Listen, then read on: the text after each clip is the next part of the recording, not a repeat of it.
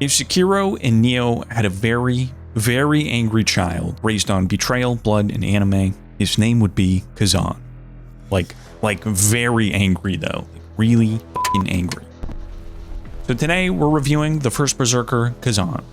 A new Souls-like, well, newish Souls-like action RPG set in the Dungeon Fighter Online universe that delivers brutal combat, stylish visuals, and some of the best boss fights I've played in quite a while. But is it worth your time? Or your rage? Well, let's take a look. You play as Khazan, a legendary general betrayed by a corrupt empire and falsely branded a traitor. Tortured and left for dead, he forms a pact with a vengeful ghost called the Blade Phantom. Ooh. And sets off on a journey of vengeance.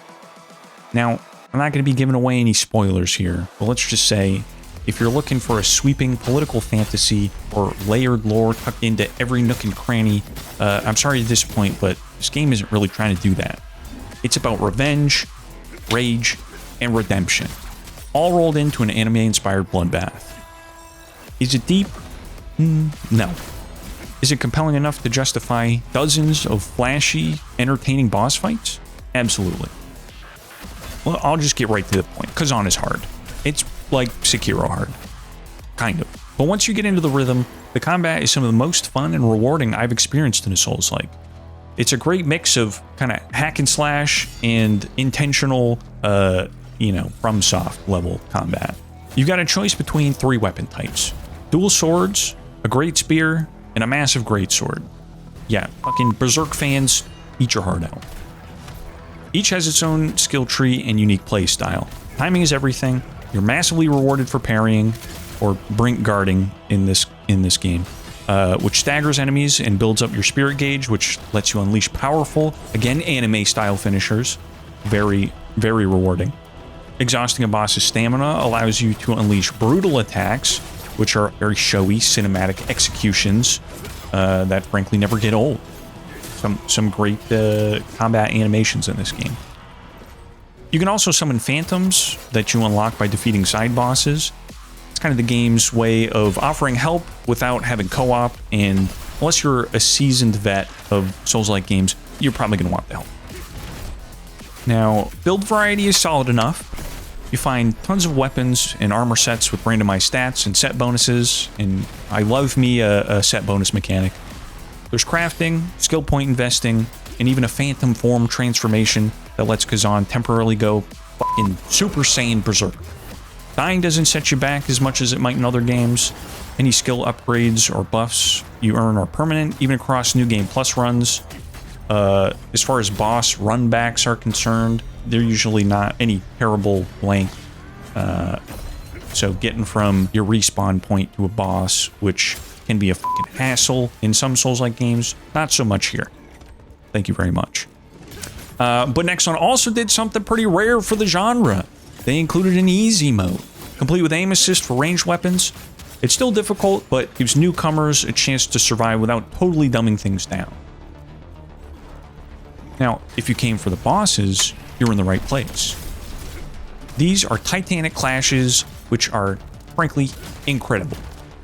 From giant corrupted knights to telekinetic archmages, the designs are fresh, the mechanics are pretty intense, and the animations are simply gorgeous. It's not an exaggeration when I say these are some of the best boss fights in the genre. Post-game content includes 2 boss rush modes, Great General's Crucible, which is a themed gauntlet, and Berserker's Bloodshed, a roguelike survival mode with scaling difficulty and unique loot. While there are no massive raids or PvP, the New Game Plus loop and boss challenges will at least give hardcore fans a little something extra to chew on. Visually, the First Berserker is stunning. It uses a 3D cel-shaded anime style that looks like a graphic novel come to life. It's crisply animated, richly colored, and surprisingly cinematic. The audio deserves some love too. Now, the orchestral soundtrack isn't my favorite, but it does work and hits pretty hard during most boss fights. Think pounding drums, swelling choirs, and the parrying. The parrying clangs, straight dopamine to the ears. Overall, general sound design is top tier. And voice acting is also pretty solid across all languages. Fun fact about the Blade Phantom in English, he's voiced by Anthony Howell. Who's that, you ask? The voice of Elden Ring's very own iconic Margit. So, put these foolish ambitions to rest. The First Berserker is available on PC, PS5, and Xbox Series X. It's a single-player experience, so no online or multiplayer invasions, but the game runs shockingly well on every platform. The PC version is buttery smooth. Even the Steam Deck can handle it at 60 FPS on low to medium settings.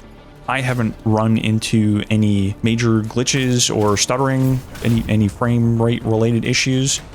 Pretty happy with the experience since launch.